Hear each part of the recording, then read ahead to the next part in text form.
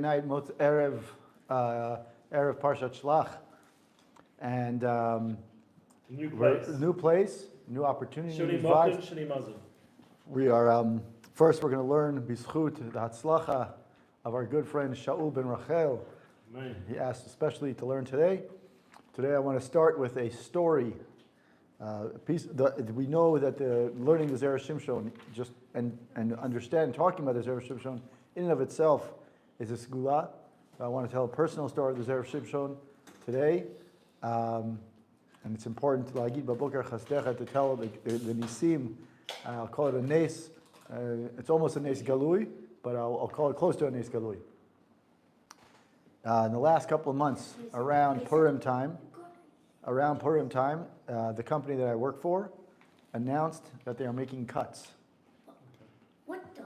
They're making cuts, meaning they're not going to. Certain people are going to unfortunately be impacted by reductions. For 3 months, we didn't know what was going to happen. Mamash kacha. I'm just telling you the way it is. It happened yesterday. I told Charles yesterday. So for 3 months, we didn't know what was going on. We were all, I was davening. I'm the only frum person. The rest of the team are people who are basically not Jewish. There's a few Jews, but it's an international company, 108,000 people in the company, okay? I'm the only person who works in this team in Israel, okay? So I call, and then they make an announcement that the department that I work in, about a month ago, they said the department that I work on is going to be impacted. Last week they said we're going to make announcements. There was a lot of regulations and things. Last week they made announcements that we're going to have one-on-one calls with every person on the team, and everyone's going to know whether they were impacted or not privately, and then they can make larger announcements. As soon as I heard about this, I said, that's it. I'm going to learn extra Zera Shimshon. I promise you, this is what happened. This is mamish one-to-one what happened. I learned one extra thing a day. And I said, Bli neder, Hashem, I'm going to give a certain amount of money tzedakah to the Zera Shimshon and to tzedakah in general if I keep my job. If my job is, stays. The night before the big day, which was on Wednesday, which was yesterday. Yesterday was the one-on-one call with my boss. Yesterday, the day before on Tuesday, I said, Bli neder, Hashem, I'm giving money right now to Zera Shimshon. Online, give some money. And I said, B'zchut zeh, plus the money that I'm going to give. And the learning I do. And then I did some extra tehillim, and I took some extra, tefillos, whatever. Yesterday at 10 o'clock, 10:30 in the morning, my call with my boss. It's not my boss, it's my boss's boss. And she said, you were not impacted. The next minute, after we finished my call, I gave the rest of the second. Now, what's crazier? What's crazier? What's crazier? My boss, who was supposed to tell me, she was impacted. And two people that I work with around me, like mom is two people who I work with on a day-to-day basis, both were impacted. What the? Tell me that's not crazy. You get a raise? No, I didn't get a raise. I wish I got a raise. I'm like, I told him, and then it's crazy, right? So much for sharing. And when I hear something crazy, I told Charles, remember that day when we had that whole Nisibah, the Hilula, for the Rabbi Abu Chatzera, and he gave out bottles of arak and whatever. So on the bottle of arak, I wrote on the bottle one of the bottles of arak. I wrote B'zchut that I keep my job and I grow in my job, and the other bottle I wrote B'zchut that I get to learn more Torah. So I told Charles last night. He said that's insane. So let's come Bezrat Hashem. And yesterday, a chavruta that I had for 10 years. Yesterday, I was on the road. I'm telling this recording so that people understand. Yesterday, I was on the road with my daughter. In the middle of the drive, I get a text from someone who I used to learn with for 10 years straight. We learned in Tivot Shalom. 10 years straight. Almost every week. And he said to me, I want to learn it again. I said, that's it. We're learning Zera Shimshon. And he was like, I haven't learned Zera Shimshon. I'm like, done. We're learning it. So do you understand what's going on? Just for everyone to understand what's going on in terms of... Yesterday, I just told a story. Yesterday, I got... 114 people watching. Wow, okay, Valdik. It must be me. Anyway, I was saying yesterday, for 3 months, there was an announcement in my company. I'm telling you this again because it's important. 3 months in my company, they were announcing that people were going to get impacted. For 3 months. Okay. Yesterday, last week, they said, your team, that is the marketing team is going to be impacted. I'm saying it again, not for you, but for him. The marketing team is going to be impacted. Okay. So as soon as I heard, they said next week you're going to have an announcement. That's this week. Yesterday they made it. So I said from last week I started saying b'zchut this. I added extra tefillot, extra tefillim, and then I said b'tnai. I pushed Hashem. I challenged Hashem. I said I'm going to give extra tzedakah to the Zera Shimshon. I'm going to learn extra Zera Shimshon in b'zchut zeh. So I said okay. So Wednesday 10:30 and then but Tuesday when I finally got the scheduled call. I gave some money to Zera Shimshon. I said b'zchut zeh. I pushed it, and then I said at 10:30, whatever happens, if I get to keep my job, I'm going to give a certain money. If I don't keep my job, I'll give a little bit less, right? At 10:30, my boss's boss calls, and she says you weren't impacted. As soon as I finished my call, I gave the money. Now, what's crazier? My boss is my boss. Oh no, my boss's boss. Why did my boss's boss call and not my boss? Because my boss is on vacation. My boss, the one who was supposed to tell me, she was impacted. Oh my What? God. And the other person, two other people from my team around me were impacted. Wow. Wow, that's beautiful. Is it Tov Hashem? And I was going back to the story with the bottle of arak. That remember Charles wrote, on the bottle of arak on the note. One of the bottles of arak is that I get to keep my job. How many bottles do you take home? I took 4. Yes. I'm out. Anyway, okay, so now that we can learn, now we told them a nace. I'm telling you, it's a story. I want people. It's very important. And Charles knows her. I told Charles as soon as it happened. I sent a message to him so you understand. Anyways, b'zchut zeh, I want to tell us a little bit of a joke because the joke introduces the story in the first piece of Torah. We're going to learn Jerush Bet, Parshat Shelach. For 6 minutes and 50 seconds, I was able to tell my own personal Zera Shimshon story. Okay, what is the joke? Now, the joke is as follows. Someone asked us to set clans in your communities, and said only Purim. Anyway. So our focus is love and learning miracles around. Okay, so now, the story. There's a famous joke that many people, many Jews have heard. The question is, how famous is he? Ah, okay, that is a good question. The joke is as follows. There's a man standing at the top of a building, and there's a flood. And it's okay, yeah, it's fine.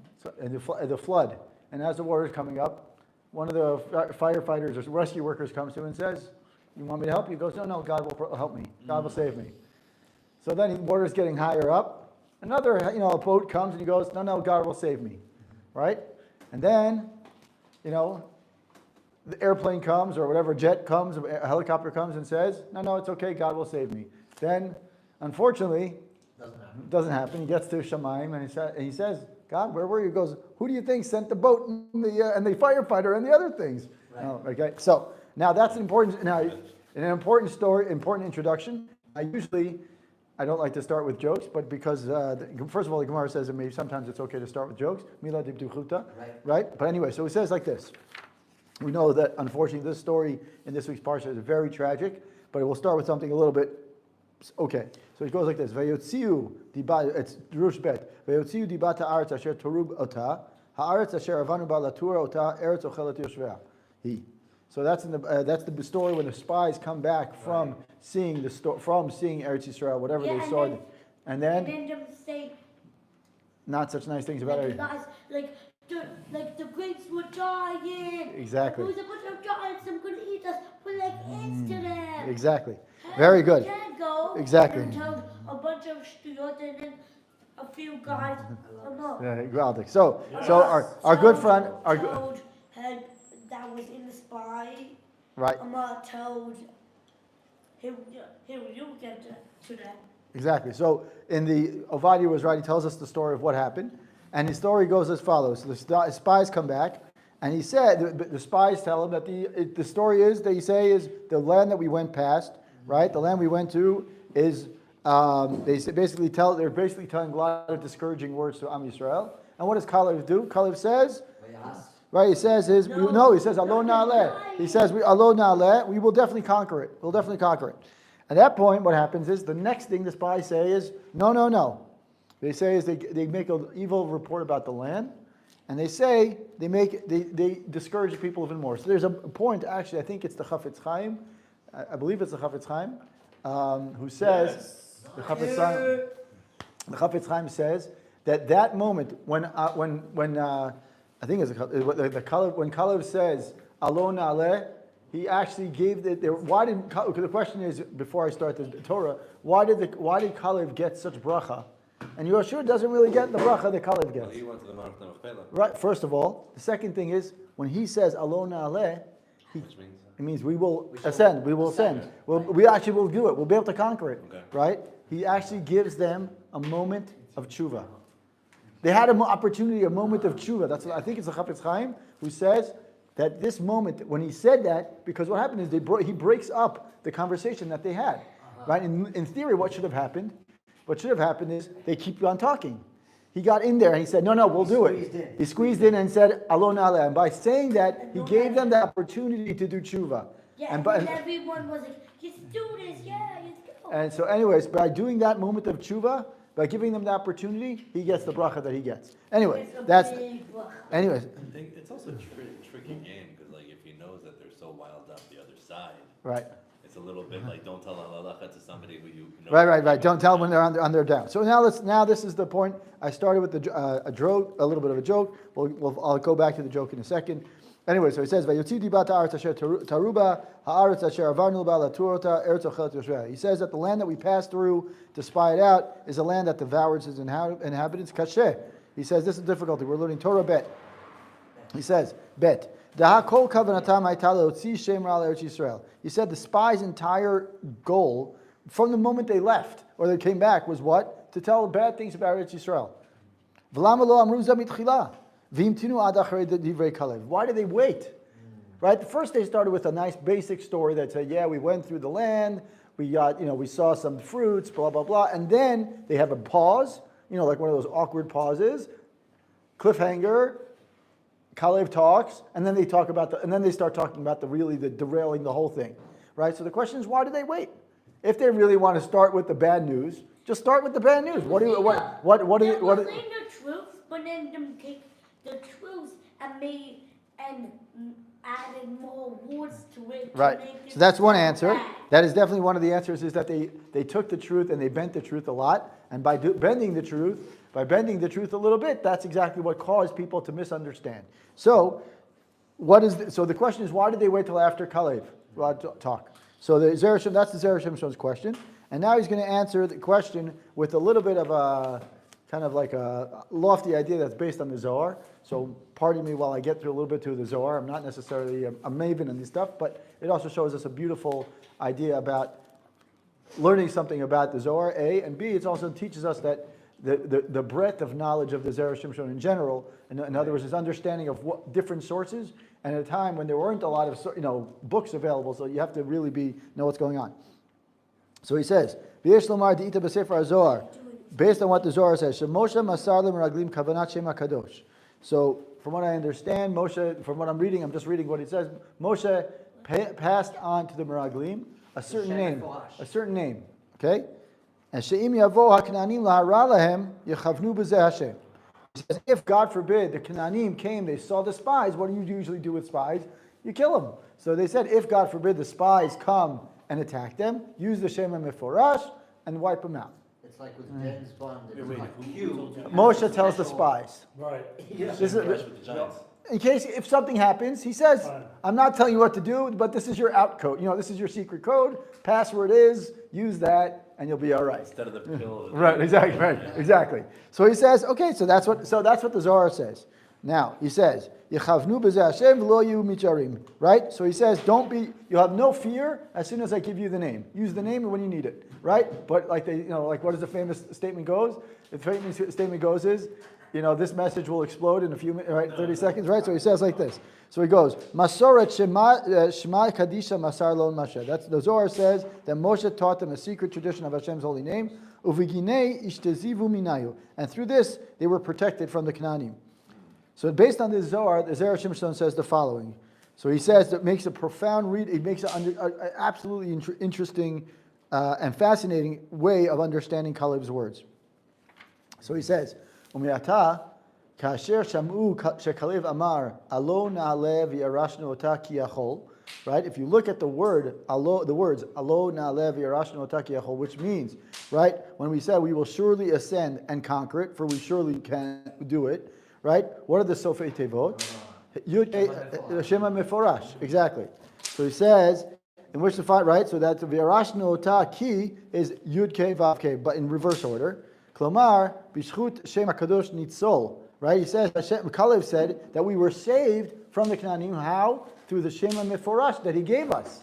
It was obviously Kalev's words were deliberate. So he's saying is those words, what did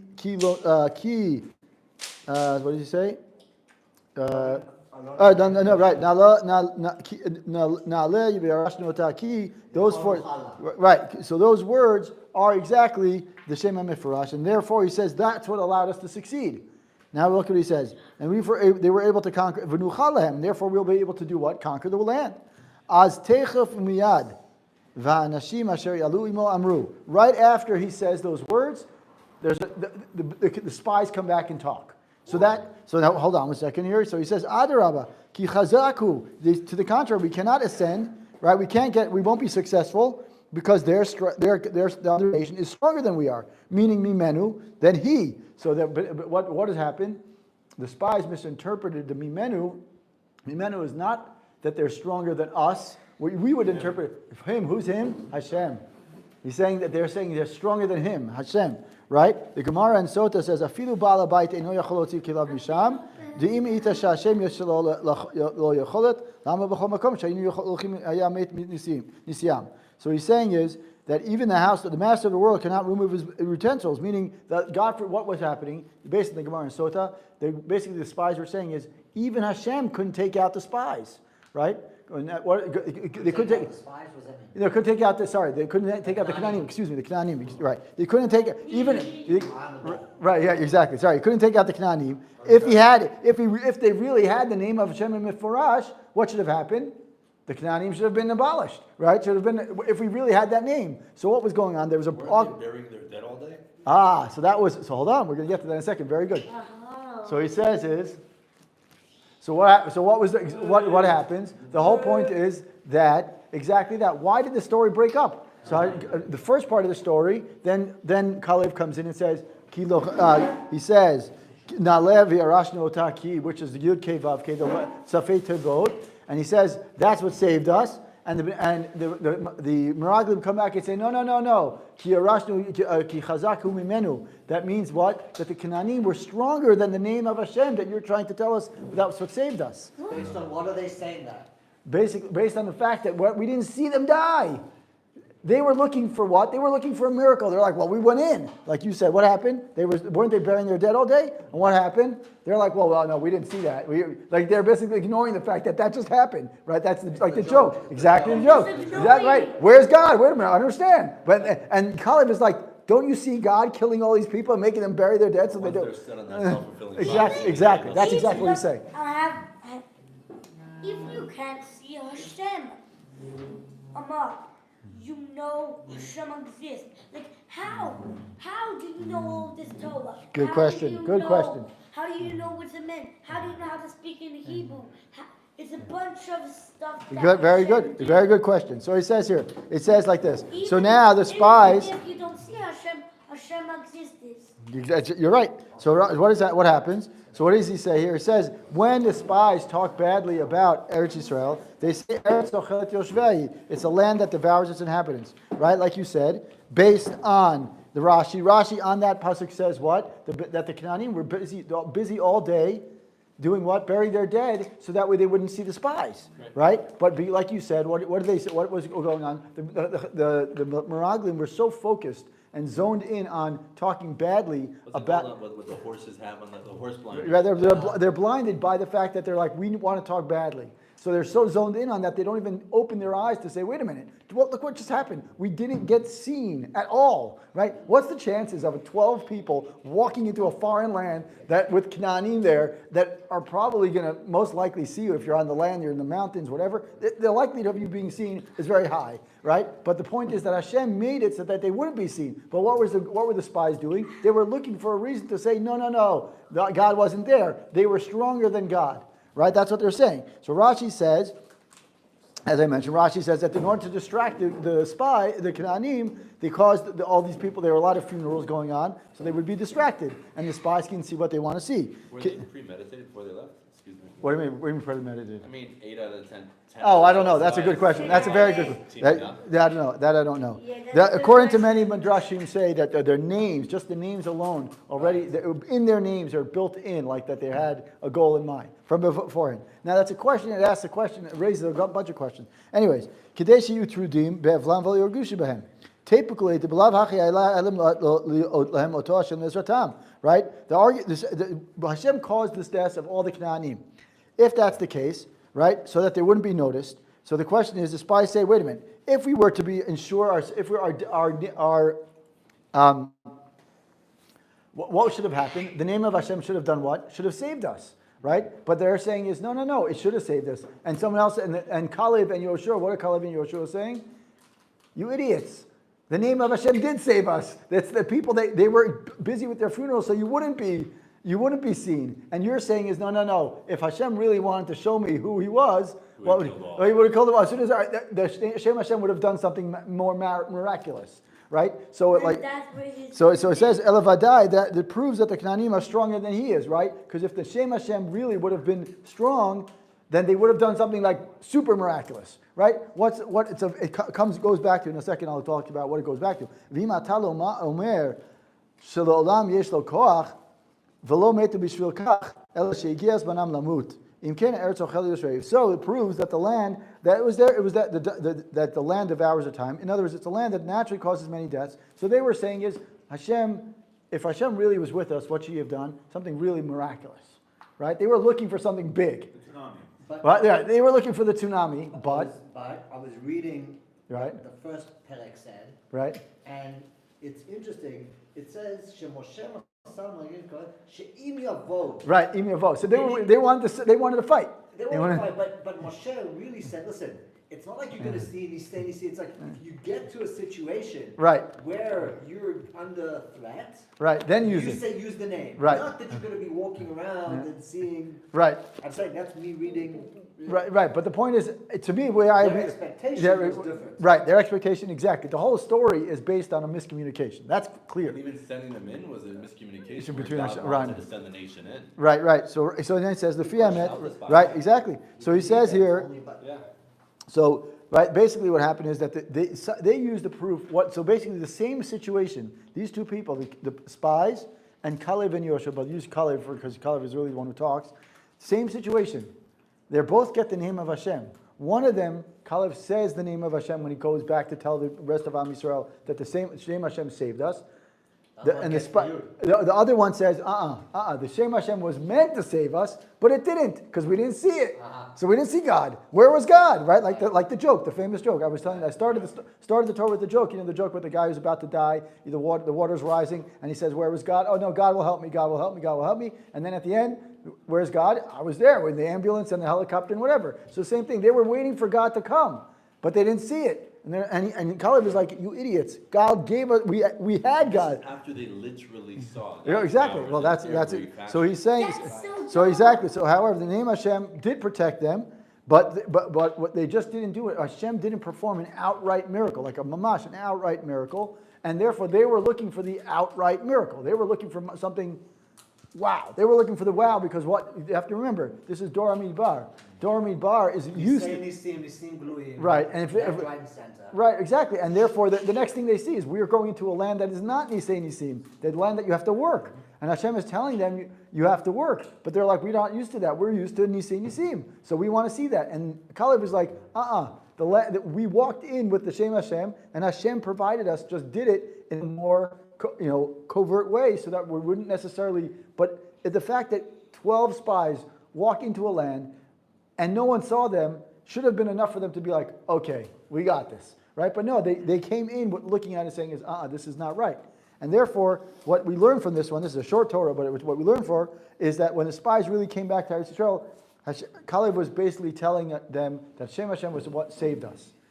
Right? The same Shem Hashem that Moshe gave me, I understood it as that's what saved us. And they were no. It didn't do anything, right? Because the Canaanim could have, the Canaanim were. Nothing happened. Right, exactly. Nothing happened. Right. So they were like, what happened? Nothing. Right, exactly. So since they said it wasn't, this is all based on the word of mimenu. Mimenu means great. Mimenu could be from menu, Emmanuel right? or from him. Or him, and Hashem or God. here they're talking about him, the big him. Right? So he's saying it should have been stronger than God. It was stronger than God. That's what they're saying. And because of that, they didn't understand that, and therefore they mistook that as saying that, mistook the situation and saying this was not what we meant. There was no Hashem and no Ashgacha, and therefore then they use that to go down the road of what we know what happened. And therefore the rule is that Hashem tries in general, Hashem tries to make it as natural as possible. Right, exactly, natural as possible. Unfortunately, they were looking for something that was me'ala teva, and therefore the argument between Kalev and that the way the Zera Shimshon understands this whole situation is that the reason why the spies didn't just keep on talking, and in between Kalev comes in, is exactly this reason. Kalev comes in to tell them, wait a minute, you have to reinterpret, let's reassess the situation. We got the name of Hashem. The name of Hashem was there to protect us. It protected us. You're just not seeing you're looking for something and you didn't get it. And therefore, since you didn't get it, you're disappointed, and therefore you're going to take it down that line. That's the first story. And that's the first drush. I just want to point something interesting. Yep.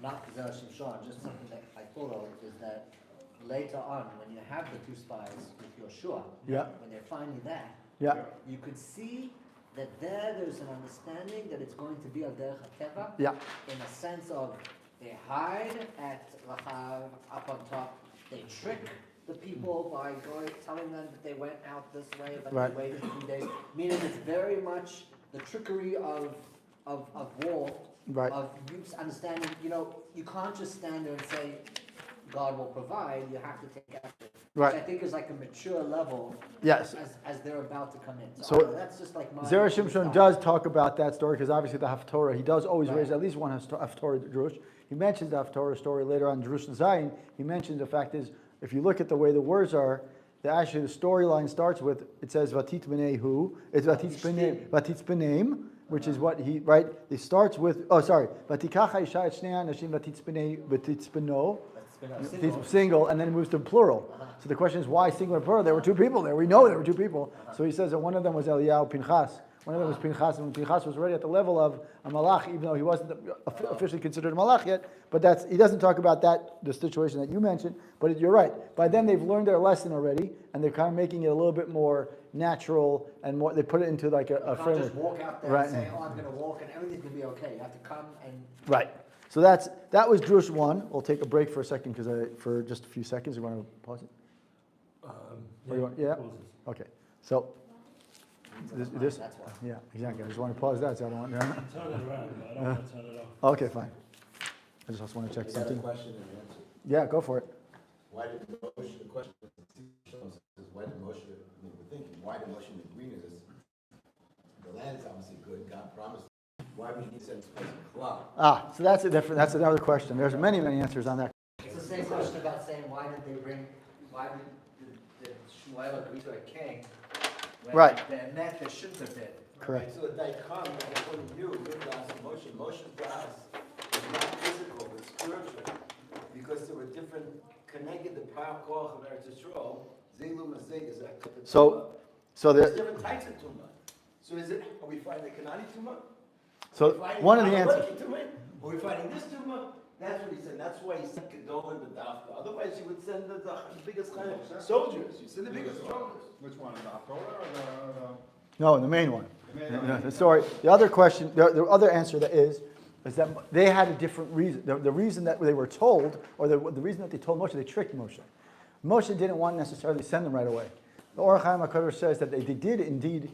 Their initial point of entry to talk to Moshe about it was that they were like, we want to go in there to find the gold that was being stored in the walls. So they made it a very innocent approach. These are the Gedolei Hador? No, he didn't tell necessarily that they were Gedolei Hador. He said they're not necessarily the fact that they're not wearing Gedolei Hador necessarily. They're the politicians of the Dor. They are politicians, so they know how to talk. You didn't see him. Right, right. The Meraglim is told twice. Yeah. And they're one is in the Midbar, And one is Dvarim. Right. And the difference between them called Meraglim and what's the other term? Anashim Tayarim, Anashim Vayaturu, meaning Right. the whole story. So the whole the Orach Chaim has about a 2.5 page Uh-huh. understanding as to why. One of the points he makes, if I recall correctly, is that he makes the point that their initial point of entry and argument was very innocent. So they tricked Moshe. And therefore Moshe understood it to say, well, if that's what they want to go for, I'll let them in. I'll take them in. But Hashem, and that's one of the reasons why you see that it says lecha or shlach lecha is exactly ledadcha. All right. In other words, what you think is right, even though they tricked you, and I know Hashem says, I know what's going to be the outcome. Same thing with the king. Right, that's what I was Same saying. thing with the king. With Shmuel, he's like, okay, I don't really think Even in that. the Torah. Even in the Torah, when Right. Moshe, Sot Tasim. what? Sot Tasim Alech HaMelech. Right. So that was that's part Moses lenient. The end of the day, Moses lenient, even without that major. I think part of it also is that Moshe as a leader, and he said it already last week, he already said they're too big, too much for me. He already started saying it. There's what? It's too much, you want me, right. yeah, you already want me to carry this team, the team on my back. As though I've given birth. to Right, them. exactly. As though I- He's a yes man. He's already Right, a yes man. exactly, and that's changing, and by the way, and if you look at the words of last week's Parsha, Anochi Aniti. right, exactly, right, right, like a nesher, right, so.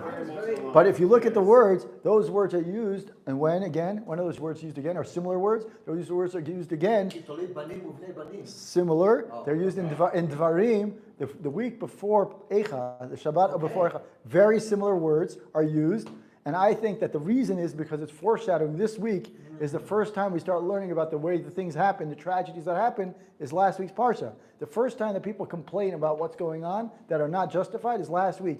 And what happens afterwards? We start seeing that the timing of the year, we start seeing Tammuz coming in, right? We start seeing Miton, exactly, right? And then what happens in this week's Parsha? Hashem says what? Oh, you're crying for no reason? Right, I'm going to make sure you cry forever, right? So that was on Tisha B'Av. So it's like this foreshadowing of what's going to happen. Anyway, Ready to go weiter? we're ready. Is that the empathetic father version? Ja, let's go. Anyway. Or the realistic version.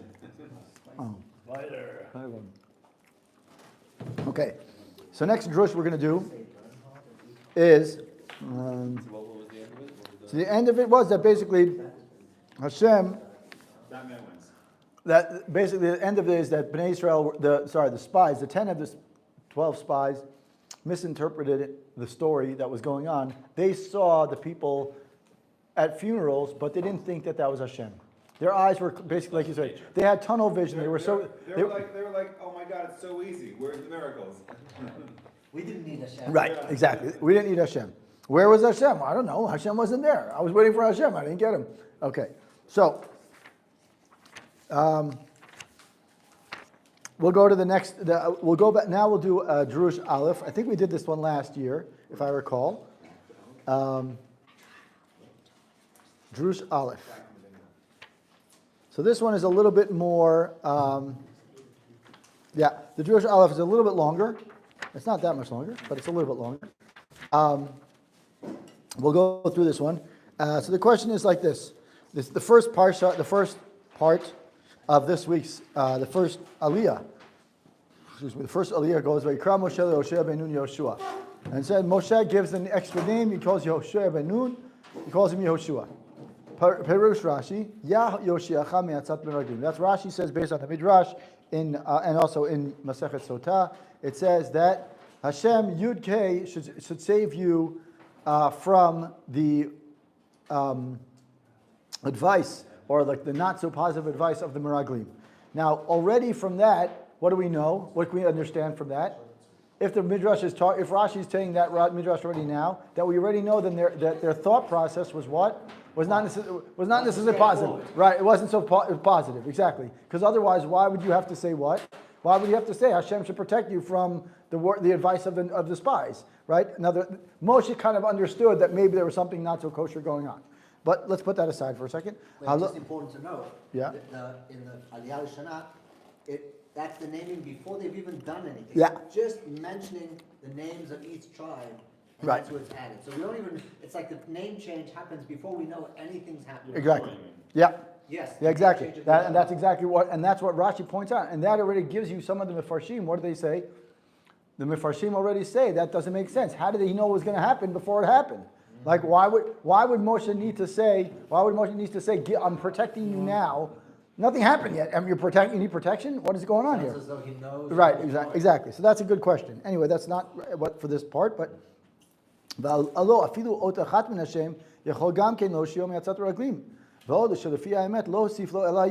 right? So he says, according to this, we said is we should have just done what? One letter would have been enough. Why does it say Ya Hoshiani? Right? Ya Yoshiacha. Ya is Yud Hey, right? And what did he really add? Yud. He didn't add Yud Hey. Rashi says Yud Hey Yoshiacha. Because it included his name already. Right. So there's no real. Good question, right? It's a very good question. We all think of Hashem. Hoshea becomes Yoshua. So he added the Yud. But according to the Midrash, it actually says that Moshe added Yud and Hey. That's not correct. He says,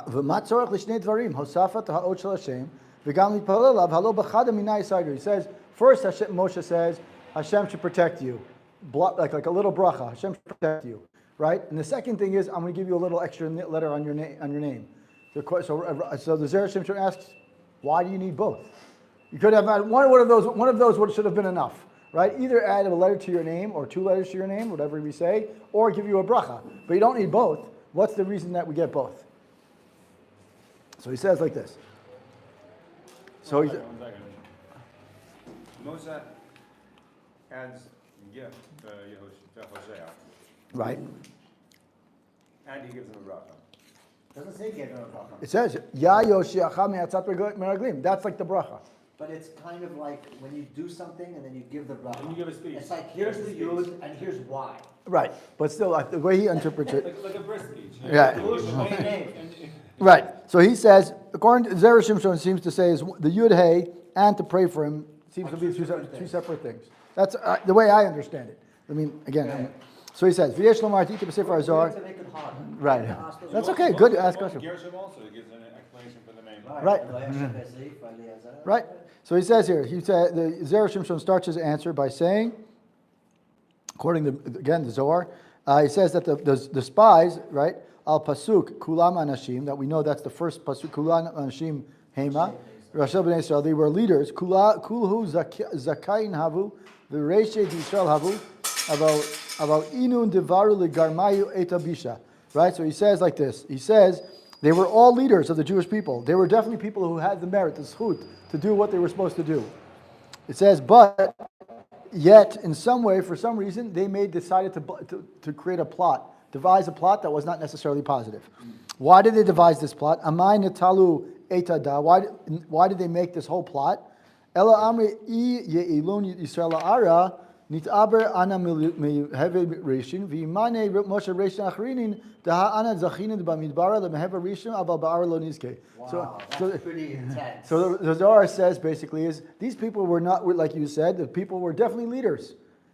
So why did they start going to this whole crazy plot? Why did they make the plot twist? We were 10 feet about to cross the finish line, and they say, let's turn back around and go back around. So what's the point? Who picked these leaders? Moshe. Moshe picked it, right? So So they weren't just, they were doling. Yeah, They so weren't they just were- like, you Not know, gonna see him. Right. like these seem in the secular sense, like, the president of the shul. Right, no. So Wasn't there a lot?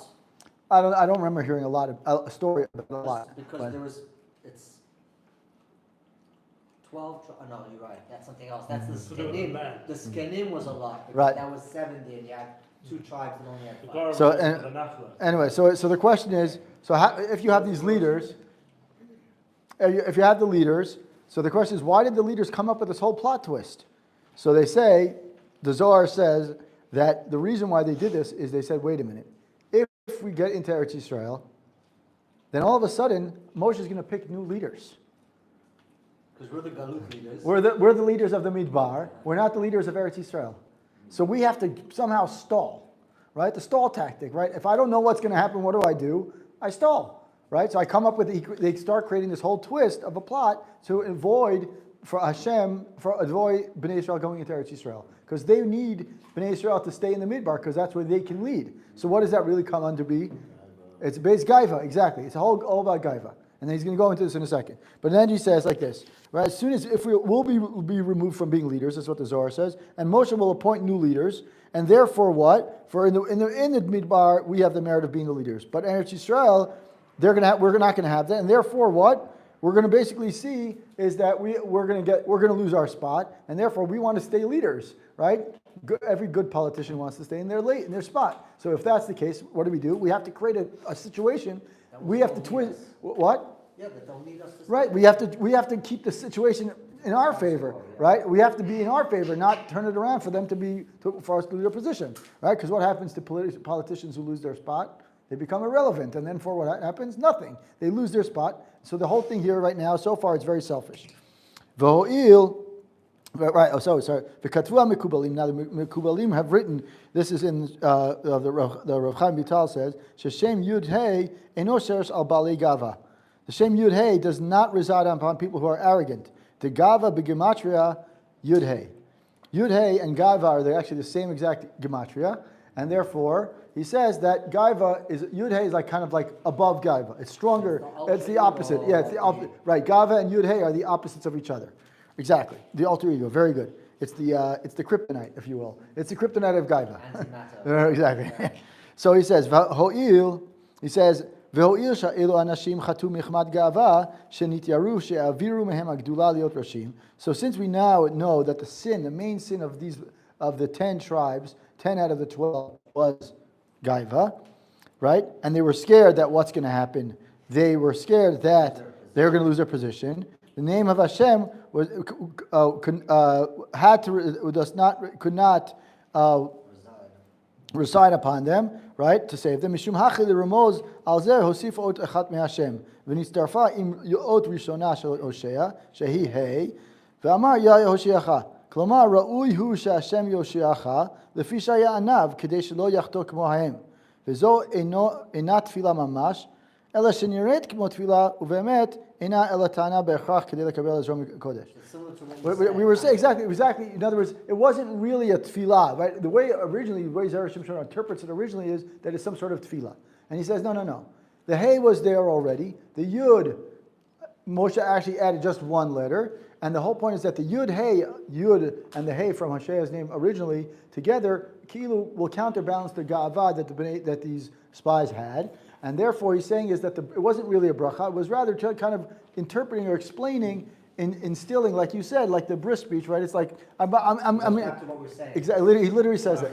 He literally says just that. He says that the yud. He says that? No, something similar. He says that the yud was what was actually added to his name. Yes. The hey was part of Hoshea's name originally. Right. The yud hey is the counterbalance to gava. Gava and yud hey are the same gematria, and he says that they basically counterbalance. So anyone who has gava, the name yud hey can't work. Because they fight against each other, and he says, so therefore, It means one or the other. right? It didn't know what to do with the name. So then he says, Gave them a name, they didn't know what to do with it. right? So he says, then it wasn't actually a tefillah. What was happening is that he added just one letter, and it wasn't really a tefillah. It was just rather it works well with it like fits in nicely. The yud hey and Hoshea, Yoshua, Ya Yoshiacha, whatever. Now, For Yeshua, it wasn't for them. right? What Well, do you mean, what is this statement saying? It didn't protect them because they had guidelines. It wasn't meant for them, it was meant for Yeshua. He got the letter. it was meant to protect him from their gaiva. Right. Right. It was a tefillah for it. It was only for him, right. Right, correct. That was right. But you're saying it didn't protect them. No.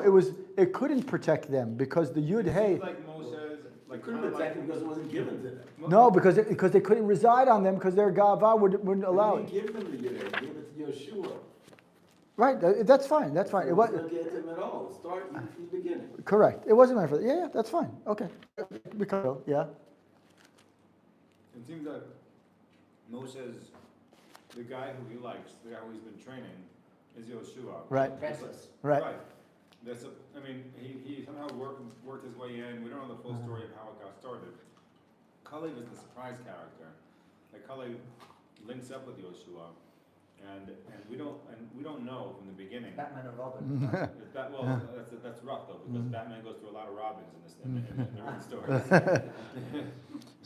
But No, he's about to ask the question, why does he only address Yehoshua and not Kalev? A second. Yes. This is the next question. Yeah, I'm listening. Yeah. Okay, so he says like this. Then the question is, "V'hashta nicha shitpel Yehoshua v'lo al Kalev." So he says, now we understand. Now we can understand, based on what we just said. Now we can understand why Moshe davens or says something nice, adds a letter, whatever we say, to Yehoshua and not Kalev. Divish lama Yehoshua haya mechuzak bo shaya anav misharto Yehoshua ben Nunar lo yamish mitoch haol bevadai shaya bitladek b'darkei rabo.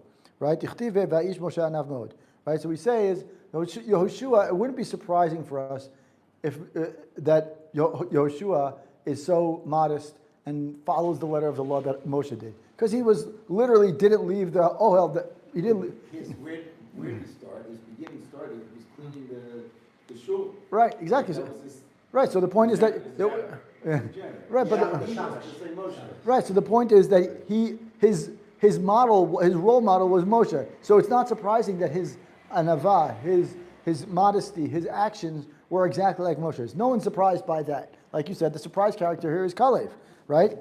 Aval Kalev, but with respect, lo haya Moshe kol kach mechuzak bo, umishum hachi lo yitpalel alav. So he wasn't sure that Kalev was really going to be as humble as Yehoshua. I would have thought the other way around. I would have thought the exact same thing. I would have said, In my, some help. yeah, exactly. Potential. That's exactly. I think last year when we learned this Torah, I said the exact same thing. I said it's the opposite. You would think that Kalev should have gotten the bracha and not Yehoshua, because Yehoshua knows what to do. Right. Exactly. That's my question. That was my question last year. I seem to remember that. Anyway, so he says, "Mishum hachi lo yitpalel alav." Now, v'katuv shel Yonatan miyuzom mesayenu. He says, let's look at. That's the Torah Natan, which is he doesn't quote it often, and the Zera Shimshon doesn't quote it often, which is interesting. But he says like this: V'chad chama Moshe an v'tanute. Moshe, when Moshe saw his humility, that is Kara Moshe Hoshea bar Nun Yoshua. He called Hoshea Yoshua ad kan. He quotes it. He says before continuing, he says that basically before he continues, why we have to explain now why did Moshe add and daven for Yoshua? Zera Shimshon goes on a tangent, and he's going to come back to it in a second. So he says like this. He says that there he pitched his tent, later on over there. Anyways, we go there. So he says, now he says, why did Moshe pray only for Yoshua? There's a lot of commentary, a lot of Mefarshim ask the same question. The same question. When you're asking the same question, we're not the only ones. The question really does not even begin. What better reason was there to daven for Mishar Reglim? Why should, if we're going to say he should have davened for Kalev, then if he should for all of them, right? Exactly. Once you say Kalev, you have to say all, right? Because you can't say, oh, Kalev and Yehoshua, yes, and 10 no. Well, maybe he's leaning towards one way. So hold on. So that's exactly. So he says, Sharei Be'otosha, there was no reason for any of them at that moment when Moshe first saw their mission, assuming that we understand the storyline the way it is. We assume that Moshe had good intentions, meaning they walked to Moshe and said, we want to go in. Their intentions were pure, quote unquote, right? So if we understand that, so if Moshe's thought process was, okay, they're going to go in to do what they want. They explained it the way they explained it to me. I understood it to be that's very pure intention. At face value, exactly. Right? They were all ksherim at that moment. Okay, that moment, that specific moment. Right?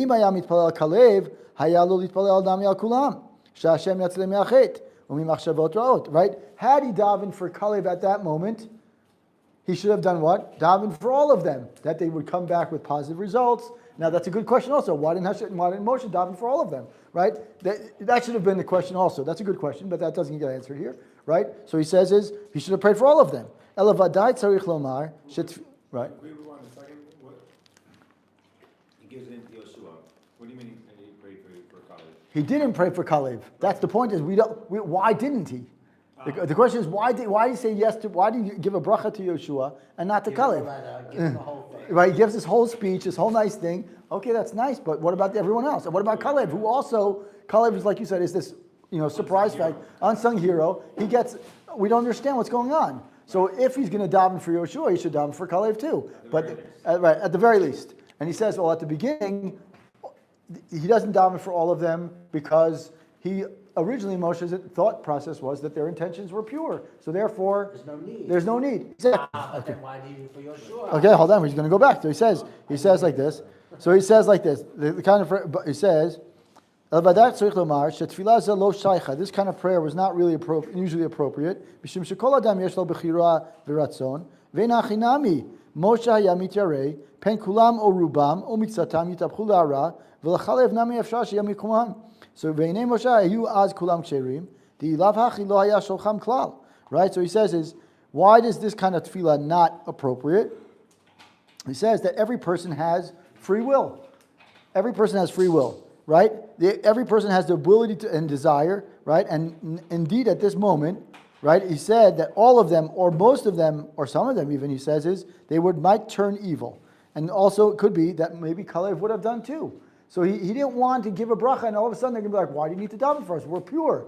In other words, he's saying is like if Moshe starts davening for them, what are they going to understand it to be?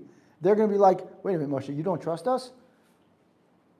Right? Do you understand the question? He's kind of saying is like what the Zera Shimshon is saying is privately. right, privately, sure, but again, had you daven privately, then the Chumash wouldn't tell us anyways, right? It's only if it's davening publicly. So he's basically saying at this point, right? We understand the way I understand what he's saying is that had he made a comment of like, you guys should all be okay, let's daven together, like whatever, they would have said, "Is Moshe, we got this." Like they would have said, "Moshe, what? You don't trust us?" Right? Like, why are you asking? Why are you telling us, giving us the warning before, and you don't trust us? So at the moment before they get sent out, before they go out, it's like the teenagers who are about to go on a trip, and their parents tell them, "Be on your best behavior." What happens when the parents turn around? What happens? The kids go out and party. They're like, "Yeah, we're free," right? Same thing. Like Moshe sees them and says, "Okay, their intentions are good, so therefore I trust them," right? But right, of course they have free will to do what they want, but I can't. I'm not going to give out this whole thing. So he says, had he not said, in other words, yes, he might be concerned that they might be not necessarily the most positive, but רצה לתמוך ידי יהושע בתפילה ניצחת שמן השמיים לא ינחל להיות ניסת בעצתם אם יבואו בכלל עצה רעה הואיל שהיה עניו כנזכר. But since he was so humble and deserving of such special bracha, Moshe felt that it was appropriate to give a bracha only to Yehoshua and not to everyone. His humility basically warranted his bracha that was above and beyond everyone else. The other 11, Moshe says, there's a chance that my bracha might not even go on them because what's going to happen? They have the free will to turn on it. So why should I didn't say why, but he says I'm most concerned about Yeshua's humility, and his humility could be a strength. It could also be a weakness. Right? The weakness is that if you're so humble, you may get pulled along, right? You may get dragged along, or you might so humble you won't say anything, but you'll find the right moment to do some sort of action. That's why Moshe says, "Okay, I'm going to give you." It could also be that Moshe noticed that if you kind of what you said beforehand, that if you thought that there's any chance that his tefillah will work, Right. it's dafka on Yeshua because he's so anav. Right. So he wouldn't misunderstand the interpretation of tefillah. Right. Like you said about Exactly. others. Exactly right. So he says like this. Now that's one answer. One second. Yeah. They were all leaders except for Caleb and Yeshua, right? Wow. They were all leaders. Yes. Yeah. They were all leaders. Yeah. Who was Caleb? Where did he come from? No, he was also a leader. Caleb was also a leader. Okay, so I have to turn him. Simply, think about it. He's your protege. Right. You're setting him out to the ring with all this good You gotta give him some chizuk. Caleb or Yoshua? Yeshua. Yeah, it's exactly what he's saying is exactly that. He says, you of all people, Yoshua, you need the chizuk the most. Because you're an honor, but also you shouldn't because you think that they're so great and then you're an honor that you're gonna follow them. You need chizuk. Right. So that's exactly what Moshe was. He was Yotzim Klal. Right. That's exactly what he's saying is Yoshua was the exception to the rule. The 11 other people were leaders. But his modesty could be viewed as either a strength, and therefore he won't say anything, therefore Moshe needs to give him a bracha, or because he didn't say anything, he needs a bracha even more. Right? Either way, you look at it as in comparison to the other leaders, their intention is purely arrogance. They're pure arrogance.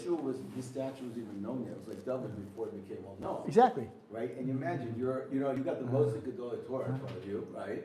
And you walk in. And even though what you're are you gonna do? Like, okay, whatever you say, right? Right. So exactly, that's exactly right. So that's answer number one is that Moshe gave a bracha specifically to Yoshua because he was his protege, and therefore he felt that the bracha he would need the bracha the most because the behaviors should. This was his first public act. Yeah, his first public, exactly. His first public act. debut. Yes, his His debut. Yes. His debut, yeah. This is the Yoshua. There is Yeah. a real correlation with August and David everything Melech. after. You think about them, how they both came out of obscurity Right. to be the leaders, and if you look around for a leader, you're not gonna look at Yeshua at that point. Right. You're not, just like we weren't gonna look at Shaul others. was the same story. So anyway, so we're gonna go through the next drush, the next piece of the drush, and then I'm gonna repeat my story that I opened the Zera this Torah with, today's lesson with, because I want everyone. I made a point that Charles said you must repeat the story 1,000,000 times. I'll tell you, it's personal Zera Shimshon in front of my today. But the last 2 days, I'll say it again. Okay. So he says another reason why Moshe davened only for Yoshua. It says, "Oh yesh lomar b'tirus kushatim meforshim." Dilama hitpala Moshe al Yoshua v'lo al achirim. Why did he daven only for Yoshua, not the others? She'Hashem yatzilem yitzhara v'niyar mishum panim mishum maso panim badavar. It seems like he's showing favorites, right? And it's also a very simple question. By the way, another thing is, I would have said, you said, oh, maybe he's the humble guy. I would say, who's this Yoshua who's been with Moshe until now, been his sidekick, so to speak, Right. and maybe he's got extra favoritism with Moshe. That's exactly what he's saying. He's asking the question. He says it doesn't make And sense. he does. He does. He does have it, but he questions why daven from him. If you're davening from, you're even showing more favoritism. Exactly. It's more of a. It's not necessarily the positive thing. So he says, "Is dita b'sefer Zera Barach." Zera Barach is a 1600, 1700 We've heard mefarish. of it a few times. Yeah, he mentions it. It seems to be like he was like that was he like. enlightened or anti-enlightened? No, he's definitely anti-enlightened, but he was around the same time as the Zera Shimshon, definitely. Darkened. Yeah, V'shem ha'ari, and he says, he quotes the Ari HaKadosh, he says, so he says, The real life. yeah, he says, "Ata b'chnisatam la'aretz, atzar Kadosh Baruch Hu she'itaber be'elu yudbet nisim nishmot yudbet shvatim k'dei letaken otam lo yichtu." So he says, now again, I don't get everything about what's going on in the Zohar or Kabbalah, but he says is that when they entered Eretz Yisrael to go spy the land, Hashem wanted that the souls of the 12 tribes, the 12 Nisim, could kind of basically do is move into the lives of these 12 of the 12 tribes. encapsulate. Yeah, encapsulate the 12. In other words, the 12 Nisim should kind of follow suit or follow in the footsteps of the 12 tribes. Kilu l'takein k'tzat of what the v'lo yechetu. In other words, so that way they would not sin that they did in the past. What did the 12 tribes do? We know that there was the Fachod Michirat Yosef is one that we know about. Brothers. Right. So they're saying these 12 tribes sinned. So now these 12 Nisim we're supposed to do is take the role of the 12 and kind of correct that which happened in the original past. sin of the brothers. Yeah, well, I don't like to use that word, but yes, we'll use those words. There's an obvious reason why not. They came up with it in the first place. Exactly. So they would not sin, and as it did. Im kol zeh lo ho'il klum. Omnam Levi nitgalgel b'Yoshua. So he says Levi moved in. According to this, Levi goes into Yoshua. Now, how does he get to that? I don't know. I didn't follow. One second. Levi of the 12 tribes. The tribes become the avatar of the brothers. Correct. And Levi goes. Yoshua goes into Levi. correct. Levi. Yoshua. Correct. goes to Levi. Correct. Okay. Levi, who's- Even though Yoshua was from Shevet, meaning like Yoshua, Shevet, Benjamin. Menashe, Menashe, Yoshua bin Nun, Yoshua. fine. I think it's Ephraim. I think Ephraim. I'm not looking at the Pesukim right now. Fine. I believe so. Anyways, the point is that he goes into Levi. Now, how does it? That's again. This is based Well, on. he's staying with the original message, and I mean he's not trying to overthrow Moses' intention the way that Levi kind of comes to overthrow his father's intentions. Right, and that On right, a exactly. couple of occasions. Exactly. So he says here, Kevan since they had no portion. So he says, Kevan ki shevet Levi lo shalach meragel. The tribe of Levi itself did not send a spy. Kevan she'en lo chilek. Since Because they were Kohanim. right, they were Levim or Kohanim. But either way, Shevet Levi doesn't have a portion of land, and therefore Yoshua. The public servants. Exactly, and so Yoshua takes the role of the public servant who has no spot, no role, meaning it's like 11 and 1, because and therefore, Yosef, Menashe, and Ephraim, right, one of them replaces Levi. exactly. So that's exactly like he gets to that. He doesn't mention it here, but a different one. He says here like this, Adkan. So he says here, like, oh, here you go. He does say it. He says the Zera Berach there explains, and in this, even though we didn't get to it, but he mentions it here. He says, Zera Berach explains that the tribe of Yosef was represented by Gadi ben Susi from Menashe, whereas the tribe of Levi was not represented by any spy, right? And therefore, the soul of Levi therefore kind of moves into Yoshua of the tribe of Ephraim, the second son of Yosef, exactly what you said, and thus sent as Moshe's personal messenger to represent the tribe of Levi. Therefore, Me'ata ho'il shenishmat Levi hayta rosh shivto shel Moshe Rabbeinu shel alav shalom Shapir avad liot makpid alav yoter me'alachrim v'leika masok panim klal mipnei she'atahu davar nogei al atzmo. In other words, Levi and Yoshua, who corresponds to him, were coming basically representing Moshe. And since Moshe is, it's not favoritism, it's for me. It's not because I prefer you. You're representing me here. I need He's you. a Rebbe, and this is his Talmud. Right. So The Rebbe's Talmud is going to be a shliach. Moshe, as a tribe of Levi, doesn't go out. right. He doesn't go out as one of the spies. Correct. But he allows his soul to transmigrate into Ephraim. Right. And as represented by Yeshua, and that's kind of like Right.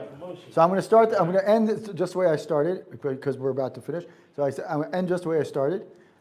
I start with the story of what happened in the last 3 months, so you can understand that Zera Shimshon literally, for those people who don't believe it, it happened to me personally. I'm going to say it again. So 3 months ago, with where I work, they were announcing budget cuts, and therefore people were going to be called what they called redundant cuts. Okay. So 3 months ago, we didn't know what was going on. There was like very unclear on Purim time. I added davening, whatever. Right. Nothing happened. Pesach time, nothing happened. Right. Okay. A month ago, right after Pesach, they said, okay, we now can make announcements. In a few weeks, we're going to tell you which departments are going to get impacted. Okay, fine. A week ago, they say, okay, the marketing department will be impacted. There will be impact. And we're going to have one-on-one, that's one of the department I work in. We're going to have one-on-one meetings with every person, and whoever was impacted will know one-on-one.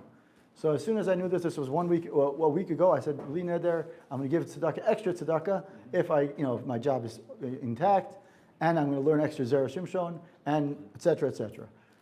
The day before the call, I got invited to a meeting, a one-on-one meeting with my boss's boss, and it's important that I say my boss's boss, and not my direct boss. So my boss's boss, no, I'll tell you why it's even more impactful in a second. Yeah. So my boss's boss, she says, okay, Wednesday at 10:30, you have a meeting with me. And I was really nervous, mamish nervous, and I said, okay, I'm going to give tzedakah before. As soon as I got the meeting, I said, I'm going to give tzedakah now, b'zchut, that whatever, and I'm going to give an extra amount of money, not a small amount, then blina there if I get the right, the positive results. You did b'zchut in the Zera Shimshon? And I said, I'm going to learn extra Zera Shimshon. And I said, the tzedakah wasn't b'zchut. No, I said, I'm going to learn extra Zera Shimshon, and I'm going to give tzedakah. Okay. Then on Wednesday at 10:30, I get a call. She says, you were not impacted. As soon as I finished the call with her, I gave the amount, or almost the full amount. I gave almost the full amount of money, and then I was mashlim almost all of it yesterday at night. So why did I say it was my boss's boss? Because my boss was impacted. Wow. She's on vacation. Last week she went on vacation. She was impacted.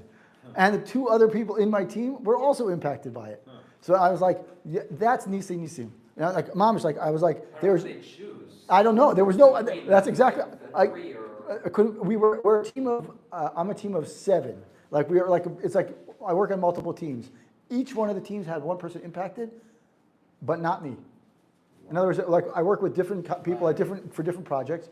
Every one of those teams had someone impacted, but not me. Do they see how you work? I don't know. I asked, is there like a rhyme or reason? They're like, well, this team we had to have, from this region, this amount of people had to be cut. This region had to have some, and I was just like, I don't understand. It'd be funny if this basketball came out as they're about to speak with those Zera Shimshon. But these people are not Jews. They're like, that's the point is like none of these people, I work at a non-Jewish company based in Sweden. I'm the only person in Israel who works in marketing. Like you have to like say like, Mamish Yad Hashem in the thing. I'm telling you, it was wild. Like I told it. Company based in Sweden? Yeah, I work for a Swedish tech company. Yeah. Amazing. Hi. Anyway, Baruch Adonai Olam Amen v'Amen. Wow. Valdi. What are your hours? Generally about 10 in the morning till about 5:30, 6 in the evening. And then he finishes Zera Shimshon, he goes to work. He still does that. Yeah. What? It's you. Let's not talk. He does that.